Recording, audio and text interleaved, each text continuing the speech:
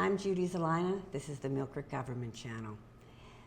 The mission of the Erie County Diabetes Association is to combat the growing epidemic of diabetes in our community by increasing public awareness, promoting prevention, and helping individuals understand and responsibly manage their diagnosis. Here today, joining us on the program to talk about how we can actually take action to prevent diabetes, we have Nicole Wolf, and Nicole is the Executive Director of the Erie County Diabetes Association. And we also have another familiar face, Judy Helcom. She's back. And Judy is a retired registered nurse, but she's also a volunteer at the Erie County Diabetes Association. And again, ladies, thank you so much for joining us. It's been way too long. Yes, way too long. And people have been asking me, hey, where's all those tips on diabetes? Right. Really? But they have been asking? They have been. Yes, they have, Judy. Wow. There's hope, Nicole. So here we go. But what I want to do first with our viewers is let's do a little bit of Diabetes 101 and talk with our viewers about what exactly is diabetes and the different types of diabetes. Okay. So there's two major types of diabetes. There's type 1 and type 2, and then there's a subcategory called gestational diabetes. Type 1 diabetes typically occurs among youth, though it can be diagnosed at any age. And it's non-preventable. That's one of the most distinguishing characteristics of the disease. So we can't prevent type 1 diabetes because we don't definitively know what causes type 1 diabetes. Individuals are dependent on injectable insulin for the rest of their lives, and that's really the only treatment. All right.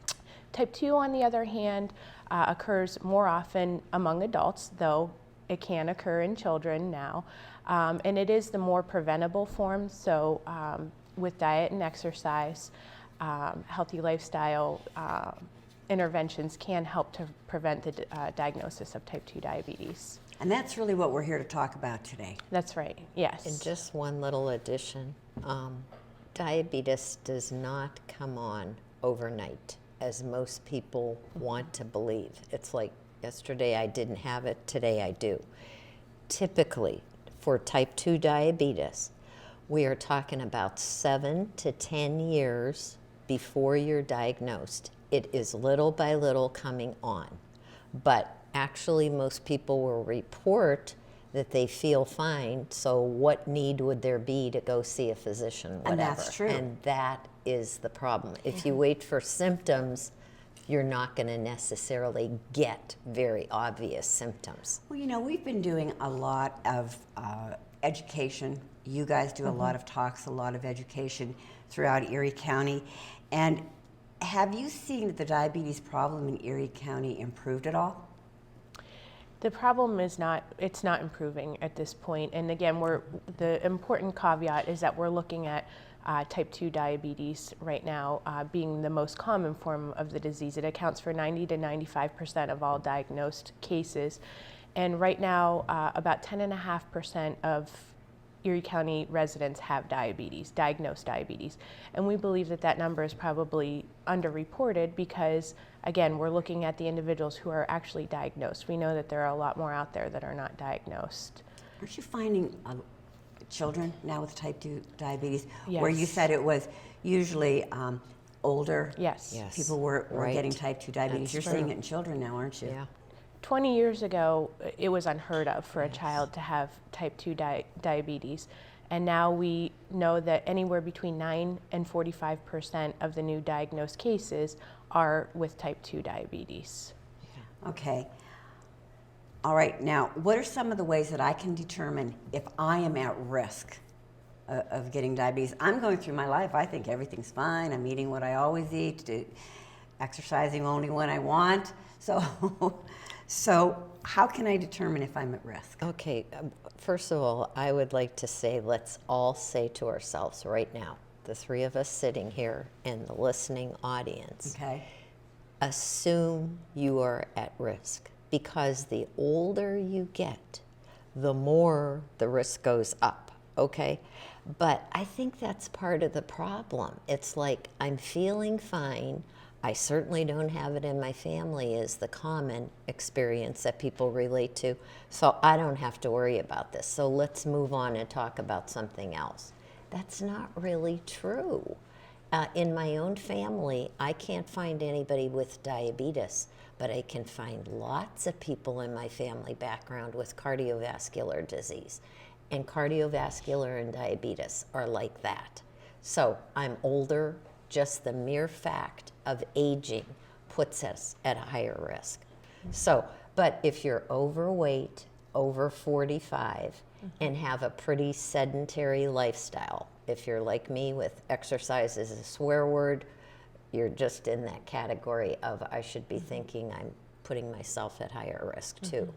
Gestational diabetes, as you mentioned, how many women, the focus is on a healthy baby, right? Right. Okay, maybe they had some weight issues going into the pregnancy, maybe then they had a bigger baby, but now I've got my baby, everything is wonderful, let's focus on the baby. Fast forward though, those individuals that don't get a handle on that weight issue, if they go into another pregnancy, they're going to go into gestational diabetes again, but more importantly, full-blown diabetes if they don't address some of these issues. And people do not get that message by and large. So trying to think what else. Ethnic background is a biggie. African Americans, Asian Americans, much higher risk, okay, than the Caucasian population.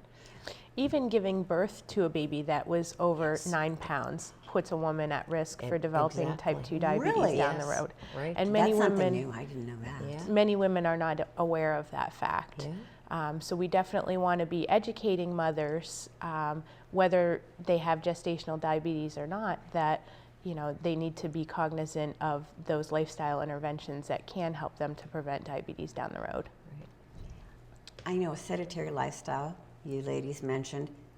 How much exercise do I need to do that you do not consider me sedentary? I mean, in other words, to keep me from not being at risk, do I have to go work out at the gym every night for 2 hours? Is this what you mean?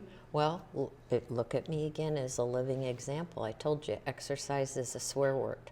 So to me, I focus a lot more on what I'm eating and the portion sizes to help myself, okay? Because if I didn't do that and didn't get exercise, I would be a lot more overweight. Right. You see what I'm saying? Exactly. So, But the ADA recommends 150 minutes of exercise per week. All right. You can get that. You don't have to do it it equivalents out to be about 30 minutes a day, 5 days a right. week. You don't have to do it all at one time. You can do 10 minutes here, 10 minutes there, and it doesn't have to be extremely vigorous. It can be a brisk walk. It can be, playing with your children or grandchildren, taking the stairs, doing those small things that actually add up, throughout the day. All right. and do you own a pedometer, Judy? Well, yes. Ah, and when's the last time you've worn it? Well, I To don't know. see I'm trying how to many think where it is. steps? See, but I was honestly answered. I do have one. Exactly. That is an excellent motivator. How about yourself? Do you own a pedometer? I do own a pedometer. Okay, and so do I. you use it? Okay. See, we're putting you on the hot spot, too. We're putting ours, all of you.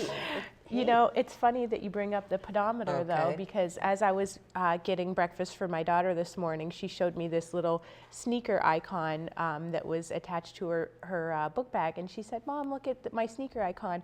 And I said, "Well, how did you get that?" And she said, "I just earned an award for 20 miles on her pedometer at school." And so they're using this is St. Luke's school, and they're using pedometers in gym class and at recess, and they're using these little prizes as motivators for the children to gain as many steps Oh my as gosh, is that possible. wonderful? So since the beginning of the year, she's hit 20 miles. Good for her. Wow. Okay, and I have a pedometer also. All right. And when is the last time I had it on? I would have to say to you at least a couple of years. So what we're getting at here is, okay, so we each own a pedometer. We have the tools. It is a motivator. You just mentioned with school-age children, why can't we do this to convince ourselves that we've got to do something more than we're doing? Moving to the next step from where you are right now is what we have to try to get people to start looking at, not waiting for, like Nicole said, the crisis. We are crisis-driven. If I've got a pain in my knee, what's my first treatment? Probably take an aspirin, take an ibuprofen. That's right. But do we ever say, let's keep an eye on that? No, it's like, okay, do away with it, take a pill, and we're done with it. You can't do that when it comes to preventing chronic illnesses. You've got to look at your age, look at your family background, and look at yourself and say, Okay. what could I improve at? And start with the pedometer, really. I mean, some places give them away for free. You don't have to necessarily buy them even these days. And we've talked about changes whenever I think I'm going to make changes in my life. I'm also the type that it's not going to be a little change. You know, so it's like, oh, I'm drastic, huh? It's just going to be this drastic change, and by the time I'm done thinking of the change, I'm exhausted. There you go. And it's like, Right. this is just going to be too much work, and I'm right back in my ways. What's the best way to start implementing changes in your lifestyle? Well, what you're referring to is called analysis paralysis. You're analyzing. You are over analyzing and making the intervention much bigger than it has to be. Start with small steps. Okay. So Judy, I'm going to put you on the hot Good. seat. Oh, so great. you admit that exercise is a problem for you. Got it. So your small step in preventing diabetes is? To work with what I eat. That's more right. So, but why am I not concentrating on the exercise? Because then I could say to myself, I can eat much more if I exercise. That doesn't work with me. Okay, automatic pilot that we Right. always talk about in the past with our attitude. There you got it, Nicole. That's right. So, and I think giving people facts, what is diabetes, complications, forget it.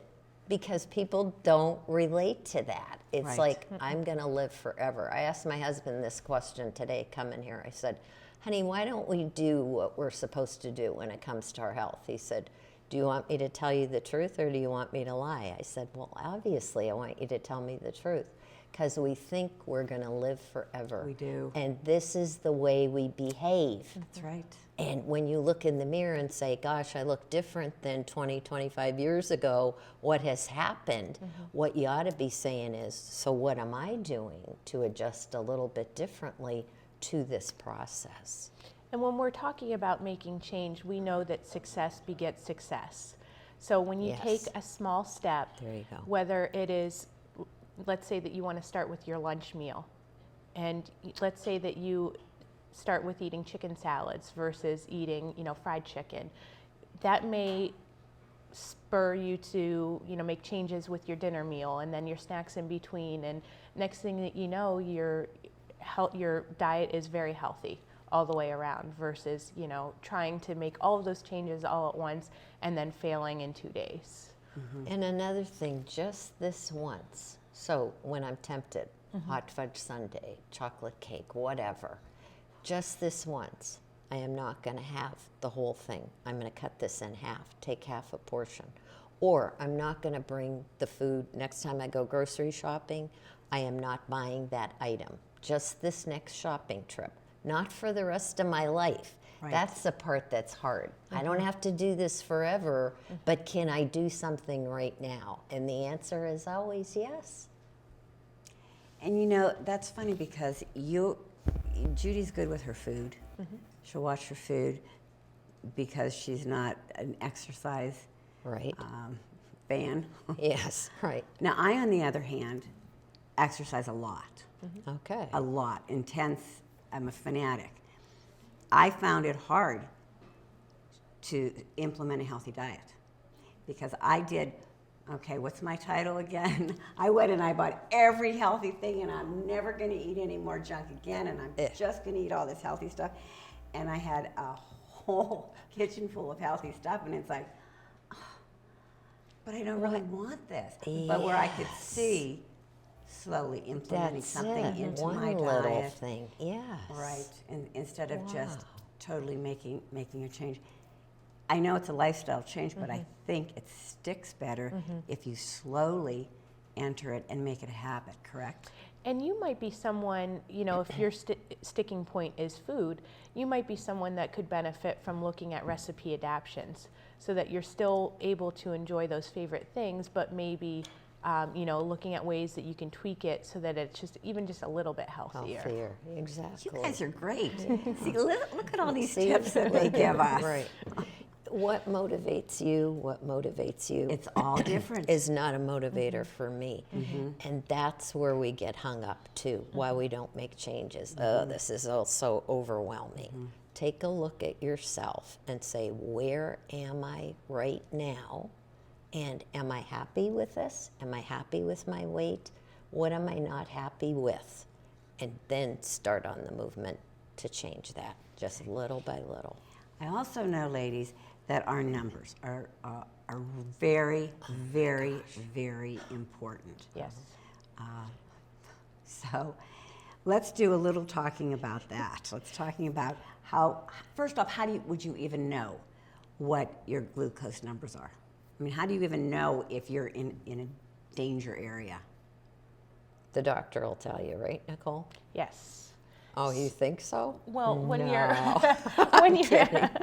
you're the best way to know is if you are to go to your doctor, find out if you're at risk, and then go and get blood work done.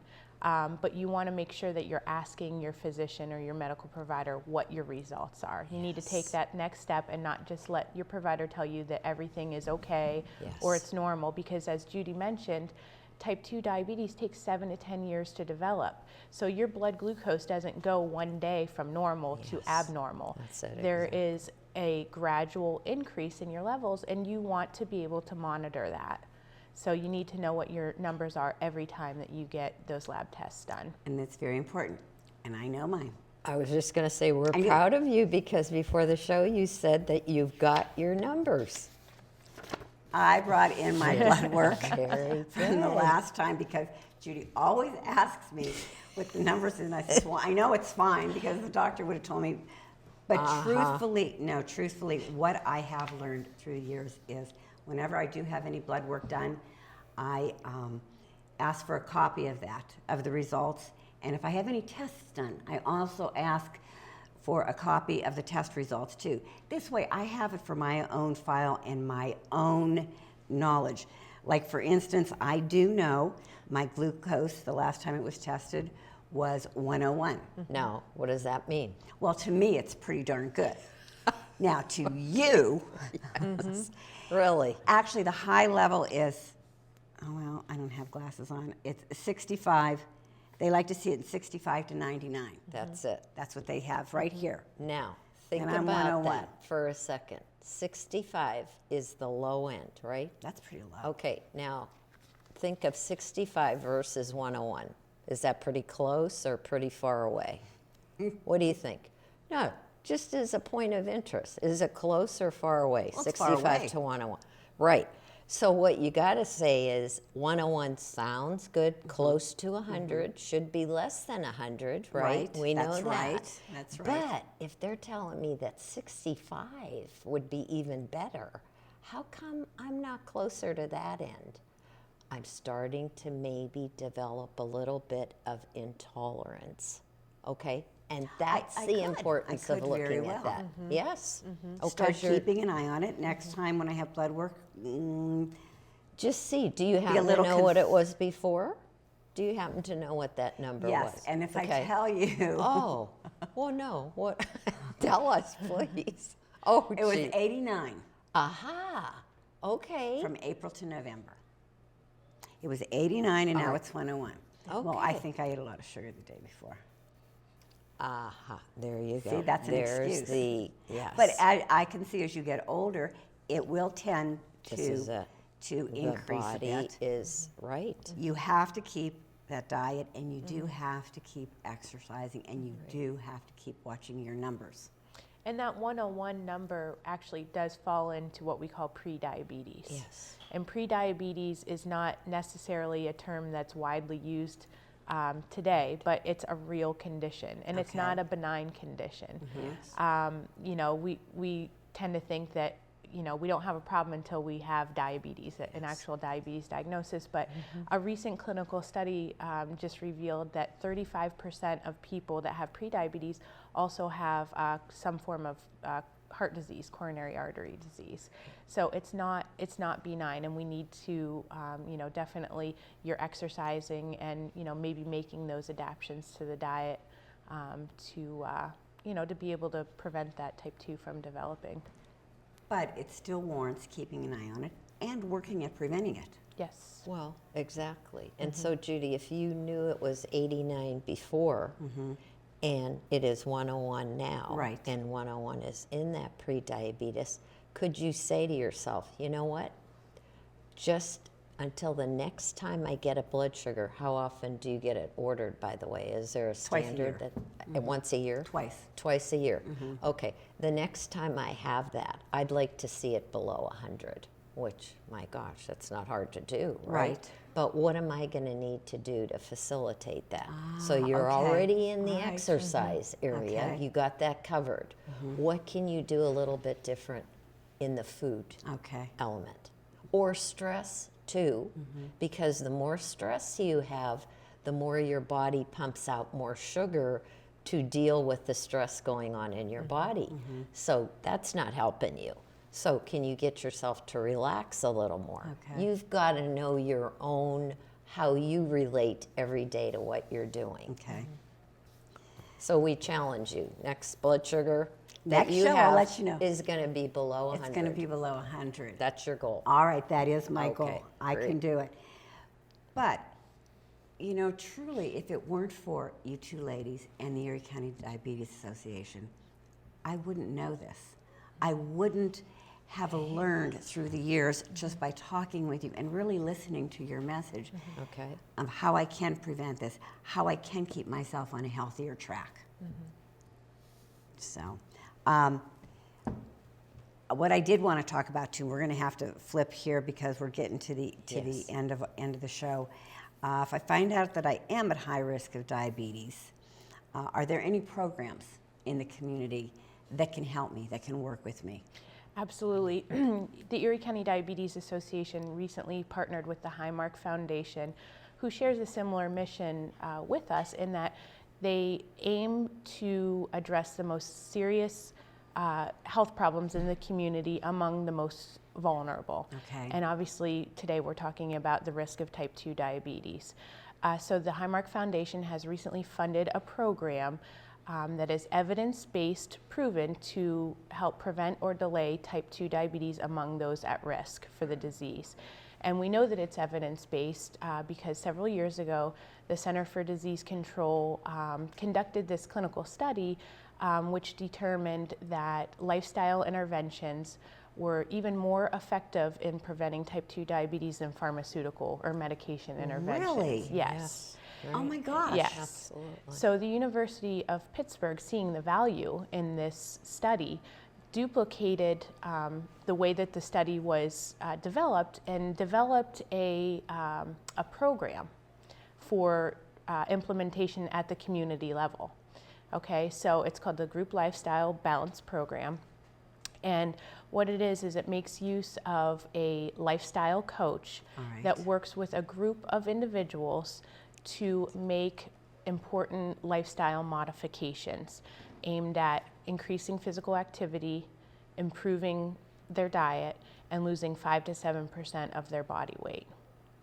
Wow. And working with Oh, what a great program. Yes, Yeah. working with these individuals over the course of an entire year. Now you may say, wow, a year is a big commitment, but we know that behavior change takes time. It does. For And lasting. constant reinforcement. Yes. Correct. Yes. So it is a lengthy program, but it helps individuals to develop the support network that they need to make lifelong changes, which are necessary for preventing diabetes. Now, can anybody get in that program at this point? At Like this point, myself with yes. pre-diabetes? Yes, we would just ask that, we're doing a lot of outreach with the program, but we would just ask that if you know that you're at risk, to contact the Diabetes Association, and we have different sessions set up throughout the county. Oh my gosh, that is absolutely marvelous. And the Yeah. program is free of charge. It is offered at no cost to the participant. It's Is there unbelievable. is it any age group would be able to participate? Up to age 74. Okay. Yes, 18 to 74.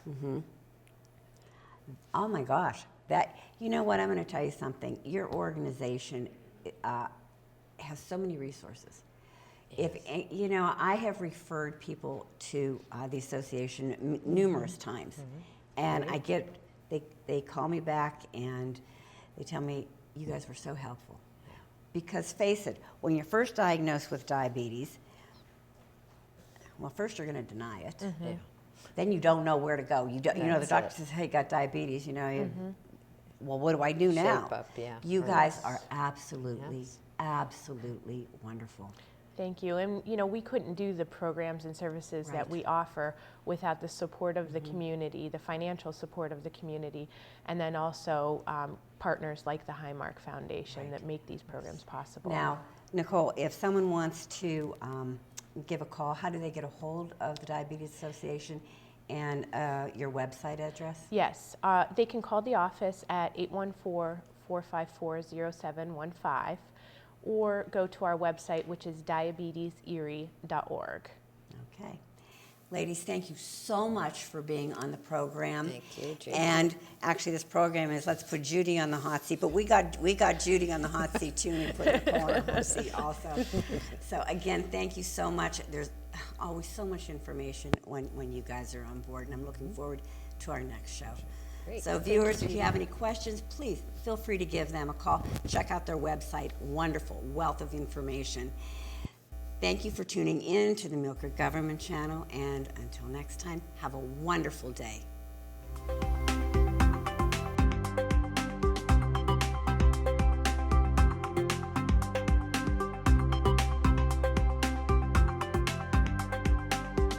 You're watching the Millcreek Government Channel, powered by WQLN Public Media.